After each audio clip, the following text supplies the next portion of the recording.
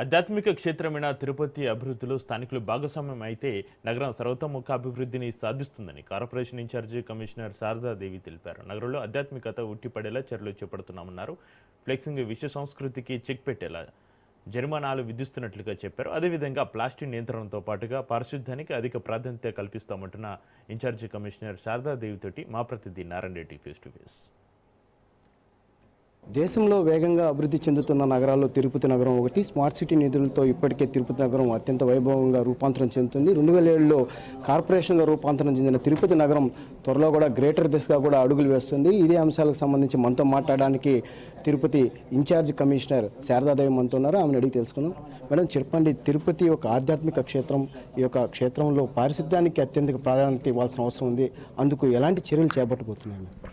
Absolutely అండి. ఇది ప్రపంచవ్యాప్తంగా అందరూ వచ్చి భక్తులందరూ వచ్చే ప్రదేశం కాబట్టి దీన్ని మేము చాలా జాగ్రత్తగా పరిశుభ్రంగా ఉంచాల్సింది. ఎందుకనంటే పరిశుభ్రత ఎక్కడైతే ఉంటుందో అక్కడే దైవత్వం కూడా ఉంటుందని అంటారు కాబట్టి సో ఇప్పుడు ఆల్రెడీ టీం అంతా కూడాను చాలా గుడ్ టీం ఉంది, చేస్తున్నారు. ఇంకా కూడా చేయాలి. దానికోసంగా స్వచ్ఛ సర్వేక్షణనే ఉంది. అదే కాకుండా స్పెషల్గా వర్కర్స్ని తీసుకుంటున్నాం. రేపు రాబోయే గంగమ్మ జాతర కానివ్వండి, వీటన్నిటికి కూడా ఎక్స్ట్రా వర్కర్స్ని తీసుకుంటున్నాం. డ్రై మోడ్లో డ్రైన్స్ క్లీనింగు అలాగే రోడ్స్ కూడా తీస్తున్నాము.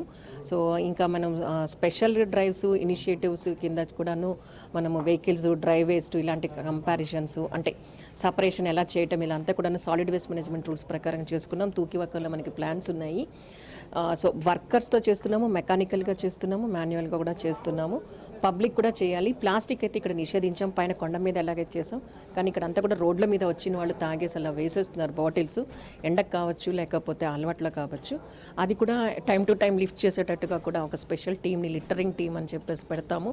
కానీ పబ్లిక్కి అలాగే వచ్చే యాత్రికులకి విజ్ఞప్తి ఏంటంటే ఇది చాలా పవిత్రమైన స్థలం కాబట్టి మనకి కలియుగ దైవం వెంకటేశ్వర స్వామి ఉన్నారు కాబట్టి మీరు కూడా అది కొంచెం క్లీనినెస్ మెయింటైన్ చేయాల్సిందిగా కోరుతున్నాను, మాకు కోఆపరేట్ చేయాల్సిందిగా కోరుతున్నాను. తిరుపతి ఒక టెంపుల్ సిటీ, డివోషనల్ సిటీ. అయితే ఇక్కడికి యాత్రికులు ఎంతోమంది వస్తుంటారు. అయితే వాళ్ళ భక్తిభావాన్ని పెంపొందించే విధంగా కూడా ఇక్కడ కార్పొరేషన్ చర్యలు చేపట్టాలి. అయితే ఈ యొక్క ఫ్లెక్సింగ్ బోర్డులు కూడా విచ్చలవిడిగా ఎక్కడంటే అక్కడ ఏర్పాటు చేయడం కూడా కొంత వాళ్ళని ఇబ్బంది కలిగించే విధంగా కూడా ఉంది. దానిపైన కూడా ఏదైనా చర్యలు తీసుకునే అవకాశం? ఈ భక్తి భావన పెంచడానికి రీజనల్ ట్రస్ట్గా అది టీటీడీ వాళ్ళు ఉన్నారు. వాళ్ళ ఏర్పాట్లు చేస్తున్నారు డిఫరెంట్గా.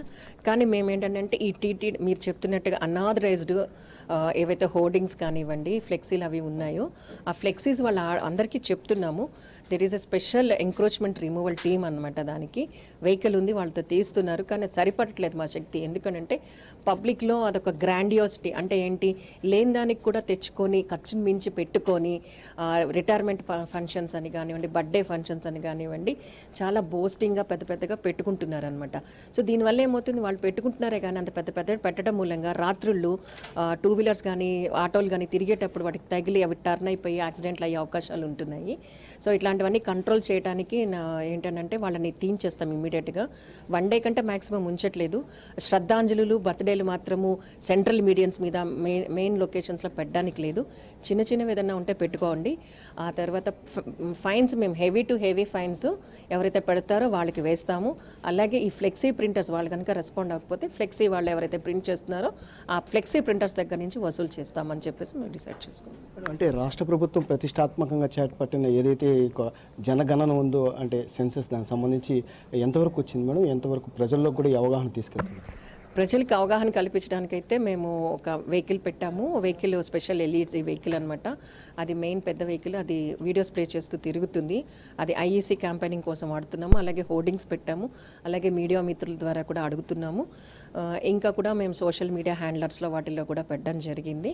ఇంకా పబ్లిక్ కూడాను తెలుసుకొని ఇంకా నెక్స్ట్ ఈ కమింగ్ 1 month కూడాను మేము జింగిల్స్ అలా రేడియోలో రోజు చెప్పిస్తామనుకుంటున్నాము.